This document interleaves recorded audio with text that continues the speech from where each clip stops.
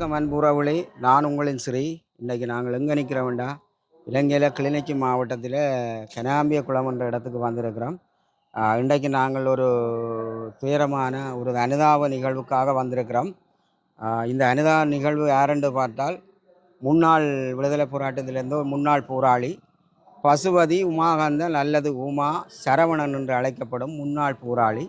இவர் முள்ளந்தண்டு வடம் பாதிக்கப்பட்டு நீண்ட காலமாக ஆயுத போராட்டம் மௌனிக்கப்பட்டதின் பிற்பாடு மக்கள் மீள்குடியமர்ந்த பிற்பாடு தன்னுடைய முயற்சியின் காரணமாக பல நூற்றுக்கணக்கான ஆயிரக்கணக்கான மக்களுக்கு சமூக சேவைகள் செய்து வர்றார். அதே மாதிரி பல அமைப்புகளில் இருந்தவர் தன்னாலான முடிந்த பணியாற்றி வரார்.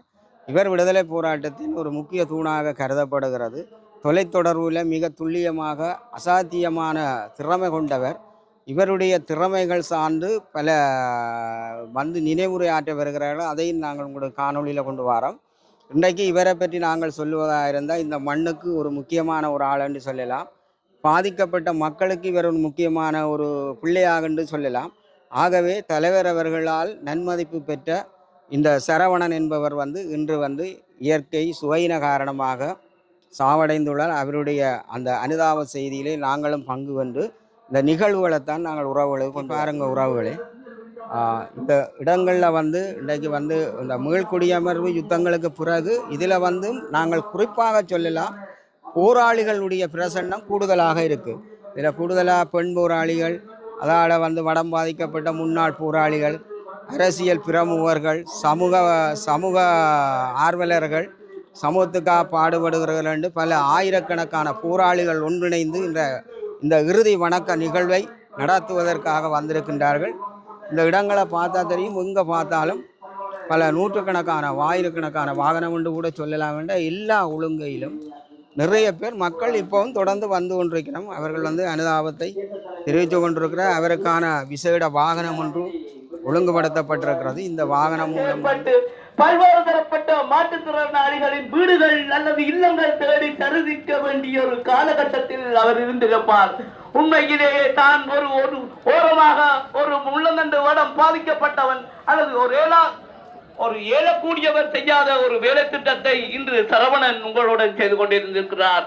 உண்மையிலே சரவணன் அண்ணா எங்களை விட்டு பிரியவில்லை. அவர் கடவுளின் வாழ்வீட்டில் எங்கள் எல்லோருக்கும் தனது ஆசிரியர்களையும் தன்னுடைய எங்கள் மீது கொண்ட பற்றுறுதியையும் எங்களுக்கு அவர் ஆட்டிக்கொண்டிருப்பார். இந்த வேளையில் அவருடைய குடும்பத்தினர் மற்றும் முன்னாள் போராளிகள், உற்றார் உறவினர் அனைவருக்கும் நமது ஆழ்ந்த அனுதாபங்களை தெரிவித்திருக்கின்றோம். வடக்கு கிழக்கு மாகாண முள்ளந்தண்டு வடம் பாதிக்கப்பட்ட அமைப்பு அவருக்கு கிடைத்த வரம் அந்த துறவியாருக்கும் இந்த நேரத்திலே என்னுடைய ஆழ்ந்த அனுதாபங்களை தெரிவித்துக் கொண்டு சுவிஸ் ஆதார அமைப்பு அவருக்கான அவருடைய ஆத்மா சாந்தி வேண்டி இந்த இடத்திலே பகிர சொல்லி என்னிடத்திலே கேட்டிருந்தார்கள். அந்த அமைப்பு சார்பாகவும் அவருடைய ஆத்மா சாந்தியடி இறைவர வேண்டி கிளர்ச்சி பிரதேச மாற்றுத்திறனாளிகள் அமைப்பு சார்பாகவும் எங்களுடைய மாற்றுத்திறனாளிகள் சார்பாகவும் அவருடைய ஆத்மா சாந்தி வேண்டி இறைவனை பிரார்த்தித்து விடைபெறுகின்றேன். நன்றி.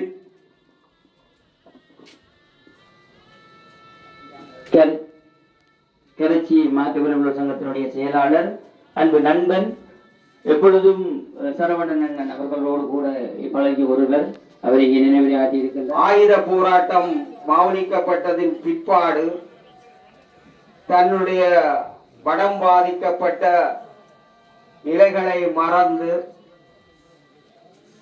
தாயகத்தில் போர் யுகங்களுக்குள் சிக்கி மாண்டு மடிந்து மிஞ்சி இருக்கிற மக்களுக்கு தன்னாலான ஒரு சமூக பணியை, கல்வி செயல்பாடுகளை, எமது மக்களை தன்னுடைய குடும்பமாக ஆழமாக நேசித்து இரு சக்கர நாற்காலியிலும் எங்கு சென்றாலும் அவர் உதவிகளை வழங்கி இந்த மக்களை பாதுகாத்து இன்று 2026ஆம் ஆண்டு 8ஆம் நாளில் இந்த தேசத்தின் மக்களின் இறுதி வணக்கத்தை பெற்று அவருக்கான இடத்துக்கு செல்ல போகின்றார்.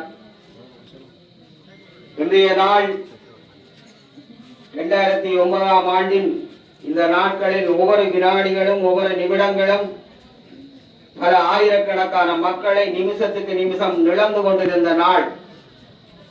இந்த வெற்றியின் தமிழர் வரலாற்றில் லட்சக்கணக்கான மக்களோடு இன்று சரவணன் அவர்களும் இணைந்து கொண்டார். நான் ஒரு மாற்றுத்திறனாளி அல்ல. மாற்றுத்திறனாளிக்கு மாற்றமாக எங்களுடைய மக்களை என்னால் காப்பாற்ற முடியும். எங்களுடைய தேசிய தலைவர் அவர்களோடு தோளோடு தோள் நின்று நன்மதிப்பை பெற்ற ஒரு சிறந்த ஒரு போர் வீரன் எங்களுடைய அண்ணன் சரவணன். அது மட்டுமல்ல, பல செடியண்ண பேசினது போல பல தளபதிகளின் குரல்களை துல்லியமாக உடனுக்குடன் தன்னுடைய தொடர்பாளர் மூலம் யார் யாருக்கு என்னென்ன தகவல்களை கொடுக்கணுமோ மிக சிறப்பாக செயல்பட்டு வந்த தமிழ் அரசியல் துறையின் தொடர்பாளர் பொறுப்பாளராகவும் தமிழீழ விடுதலை போராட்ட வரலாற்றில் தம்மை ஒரு சிறந்த புலி வீரனாக மாற்றி இருந்த இவர் களச்சமர்களின் போது படுகாயம் அடைந்து படம் பாதிக்கப்பட்ட நிலையிலும் ஒரு முழு மனிதன் செய்யப்படாத ஒரு மிகப்பெரிய அளப்பெரிய பணியை தலைவர் அவர்களோடு அதன் கீழ் இருக்கிற மூத்த மத்திய குழு உறுப்பினர்களுடைய பயணத்தில் இவர் வந்து நம்பிக்கைக்கு பாத்திரமாக செயல்பட்டிருந்தார். கடந்த 17 ஆண்டுகளாக இந்த கிளிநொச்சி மண்ணுக்கு நான் வருகிற பொழுது எங்கு பார்த்தாலும் போராளிகள் இவருடைய பெயரை உச்சரிப்பது வழக்கம். அல்லது மாவீரர் பெற்றோர்கள், போராளிகள் அல்லது பொதுமக்கள், படுகாயமடைந்த மக்கள் சரவணன் அண்ணா எங்களுக்கு இந்த உதவிகளை தந்திருக்கின்றார், எங்களுடைய குடும்பங்களை பார்க்கின்றார், எங்களுடைய கல்வி செயற்பாடுகளை முன்னெடுக்கின்றார் என்று சொல்லுவார்கள். இந்த விடுதலை போராட்டம் ஒரு இறுக்கமான சூழ்நிலைகளை சந்தித்த பொழுது அதன் போல் அந்த போராட்டத்தின் போல் பல ஆயிரக்கணக்கான லட்சக்கணக்கான 1,57,000க்கு மேற்பட்ட எமது உறவுகள் ஆங்காங்கே ரத்தமும் சதையுமாக சிந்தப்பட்டு இறுதியாக கஞ்சி வரிசைகளுக்காக நிறுத்தப்பட்டு அதையும் தாண்டி மீள்குடியமர்ந்த பொழுது பலர் தங்களுடைய குடும்ப சூழ்நிலை காரணமாக தங்களுக்கான வாழ்க்கைகளை அமைத்துக் கொண்டு சென்றிருந்தார்கள். ஆனால் இந்த சரவணன் படம் பாதிக்கப்பட்ட 2 சக்கர நாற்காலியில் வேறுபட்டார். இந்த மண்ணுக்கும் இந்த மக்களுக்கும் ஒரு விடுதலையை பெற்றுக் கொடுக்கணும் என்ற ஒரு அவாவோடு தன்னுடைய துணவியாரோடு இருந்து தன்னுடைய குடும்ப சுமைகளையும் பார்க்காமல் இந்த கிளிநொச்சி மண்ணிலே இருந்து பல பாகங்களிலும் பணியாற்றி இருந்தார். பல தடவைகள் வந்து இவர் சாவின் விளிம்புகளை சந்தித்து தப்பி இருக்கின்றார். இவருக்காக பல நூற்றுக்கணக்கான மக்கள் இன்று கண்ணீர் வடிக்கின்றார்கள். இவருடைய உண்மையான தியாகத்தின் அர்ப்பணிப்புகளை நாங்கள் உணரக்கூடியதாக இருக்கிறது. இங்கே பல நண்பர்கள் எங்களோடு பயணித்த போராளிகள் பல பிரதேசங்கள் மாவட்டங்களில் இருந்து வருகை தந்திருக்கின்றார்கள். கூடுதலாக பெண் போராளிகள் இங்கே வருகை தந்திருக்கின்றார்கள். அன்பு என்பது அவருடைய அடையாளத்தை இங்கு வெளிப்படுத்தி இருக்கின்றது இந்த இறுதி வணக்க நிகழ்வு. ஆகவே இந்த மே 18 நாளில் உலகமங்கம் உன்னிப்பா பார்க்கிற நாளில் சரவணன் அவர்களுடைய பெயரும் இணைக்கப்படுகிறது. என்று மீளா துயில் கொண்டிருக்கின்ற இந்த சரவணன் மாவீரர் துயிலும் இல்லத்தில் இறுதி மரியாதையோடு வித்துடலாக விதைக்கப்பட வேண்டிய ஒரு வீரர். துரதிருஷ்டவசமாக எங்களுடைய துயிலும் இல்லங்கள் எல்லாம் ஆக்கிரமிப்பாளர்களுடைய அடக்குமுறைகள் காணப்படுகிறது. ஆயுத போராட்டம் மௌனிக்கப்பட்ட போது போராளிகள் எல்லாம் தங்களுக்கான பகுதிகளை தெரிவு செய்து பல நூற்றுக்கணக்கான போராளிகள் இன்றும் மக்களுக்காக பணியாற்றி கொண்டு வருகிறார்.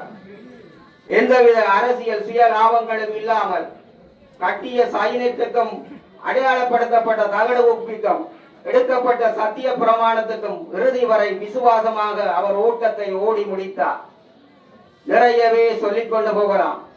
அரசியல் துறையில் நித்திய புன்னகை அழகன் சூப்பா தமிழ்செல்வன் பிரிகேடியர் அவர்களோடு இணைந்து பயணித்த வரலாறுகள் நிறையவே உண்டு. அதேபோல் அரசியல் துறையினுடைய துணை பொறுப்பாளர் சோ தங்கண்ணையோடு கோடிசண்ணை அவர்களும் கைபோக்கிகள் குரோசுகள் உயர்த்தப்பட்டு முகமாலை வடபோர் முறையிலே நடைபெறுகிற சண்டைகள் எல்லாம் அங்கே போக்கிகள் மூலம் பிரிக்க விடப்படும், உற்சாகம் ஊட்டப்படும், சரியான உணர்வுகளோடு துல்லியமாக தகவல்கள் பரிமாறப்படும். போராளிகளுக்கு அது பெரிய ஒரு உதவியாக இருக்கும்.